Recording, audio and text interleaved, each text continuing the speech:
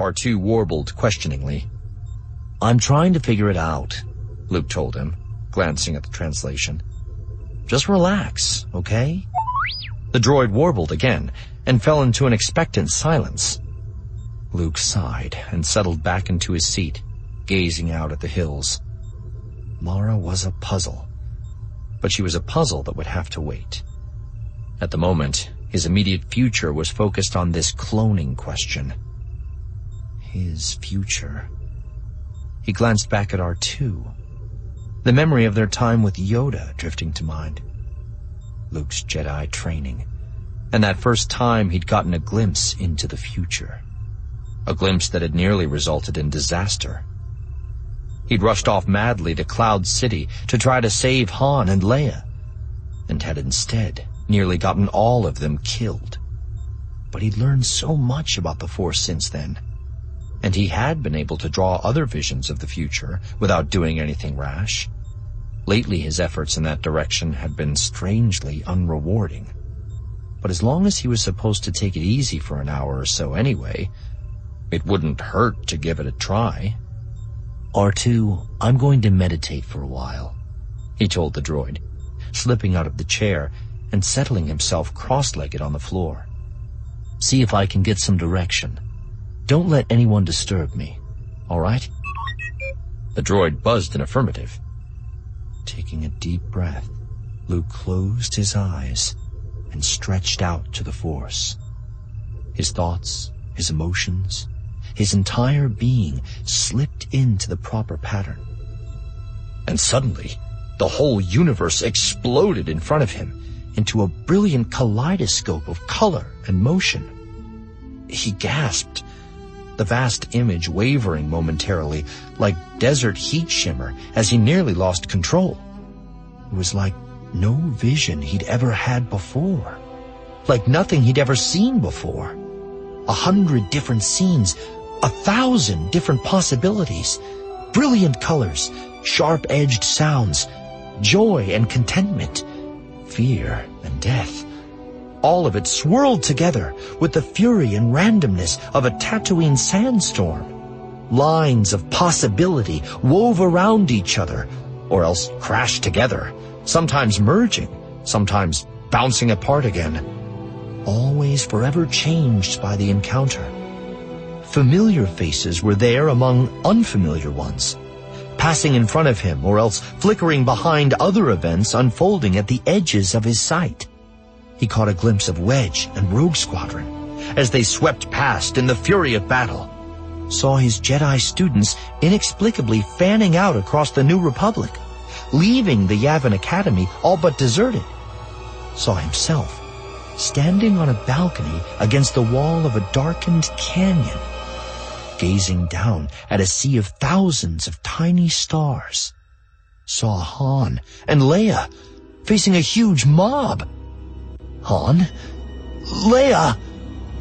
With an effort, he grabbed onto that last line, trying to stay with it long enough to see more. For a moment, he succeeded, the image sharpening into focus. Leia standing in a wide hallway, her lightsaber blazing in her hands as a mass of bodies pushed through a tall door. Han standing on an outside balcony with drawn blaster, looking down at the crowd. The crowd inside flowed mindlessly forward. A hidden rooftop sniper lined up his blaster rifle, and then they were gone, vanishing into the swirling mass of sights and sounds. For a moment, Luke tried to join the flow himself, the taste of fear mixing with the other sensations of the vision as he tried to catch up and see what was going to happen to them. But they were gone, and with a sense that came from outside himself, he knew that he'd seen all of that vision that he was going to. Easing out of the flow, he made his way back to the single fixed point in the storm, the solidness of his own being. He'd learned all he could here, and now it was time to leave. He began to draw back, the vast array of images beginning in turn to recede and darken.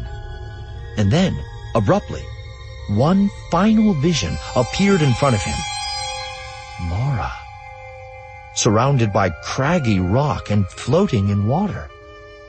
Her eyes closed, her arms and legs limp, as if in death.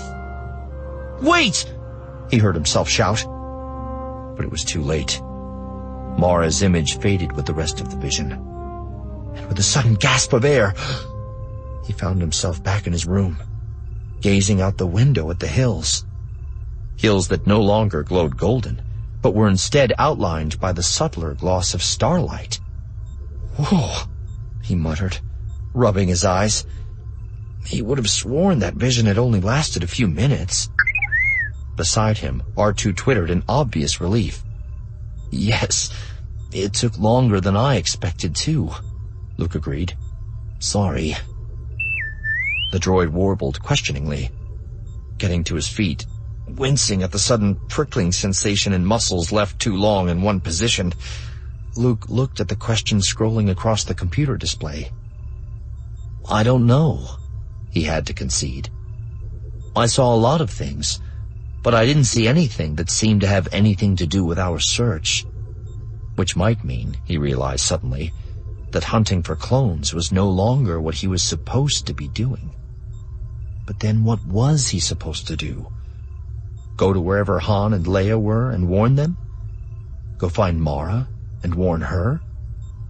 He took a deep breath, shifting tired muscles. "Always in motion is the future," Yoda had told him after that first vision on Dagobah. At the time, Luke had wondered about that remark. His vision of Han and Leia in Cloud City had seemed so simple and straightforward. But if Yoda had instead seen something more akin to this last vision, with all its tangles and complications, then it all made sense. Or had he seen something like that? Could it be that what Luke had experienced here was something entirely different? A special event, reserved for special occasions? It was an intriguing possibility. But for the moment, it was an issue he could put aside. What mattered was that he'd received the guidance he'd sought, and needed to act on it. All he had to do was figure out exactly what that guidance was. Stepping over to the window, he looked up at the stars. "You will know," Yoda had also told him. "when you are calm, at peace."